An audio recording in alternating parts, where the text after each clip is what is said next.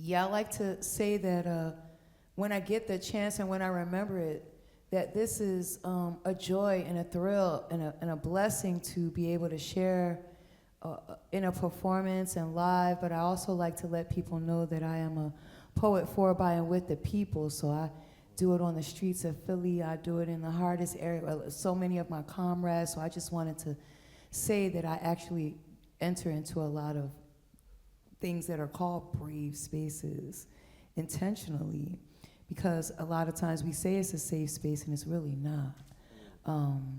So my piece, I just wanted to, it's not I just wanted to, I was in angst. You know, I'm a poet who says it all. And so, you know, in working with, and I'm like a lone wolf a lot of times. I'm on my, just doing my own thing, and I love to collaborate. And the art of collaboration snatches me out of that lone wolf mode and reminds me of the balance you have to achieve and the respect and the mutual everything we are creating together. And I thought that the best thing to do would be to tell my own story. And you know, I have a poem on the end of the Roots album, Things Fall Apart, that tells my brother's story. It's called Return to Innocence. But this piece was me telling me this story. So when I wrote it, I sobbed. When I shared it with Matt, we sobbed together.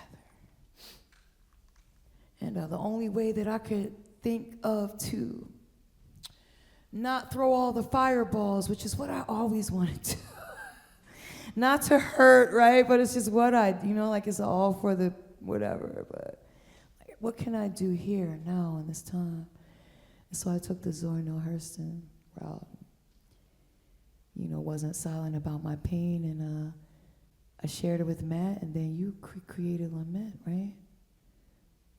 So, I mean, that's what we're doing live in action. Is I shared the, you know, on the phone when I wrote it.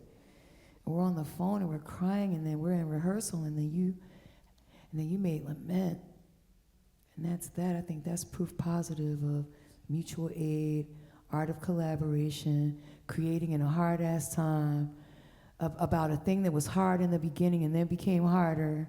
You know, come October and all the hard things, and what we gonna do? Will you? Do you? Yeah.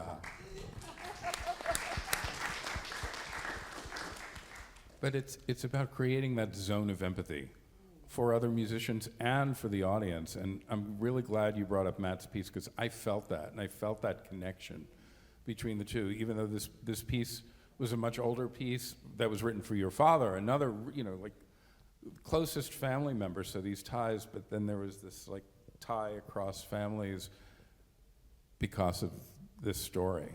And I'd love for you to speak to that, Matt. Yeah. When Ursula read her poem to me, what I heard was this yearning for her brother who never experienced all of the things she has experienced in her life. She was only 18 years old, and she went through this journey of creativity and development, family, you know, and she never had her brother there, you know, and this incredible yearning for him to be with her and experience, you know, what she has, all of her achievements and all of her heartache and all of her, you know, everything. And it just reminded me of my father, who died when I was just 10 years old. And he had a really hard, you know, long and difficult death. And we always think about, like, when someone passes, that you grieve them, you know, they're passing, we grieve their passing, but we also, you know, grieving is also yearning for that presence as you kind of move through life, and there's a void there that is, you know, that is never filled. And you imagine, for me, I imagined like what it would be like to relate to my father as an adult.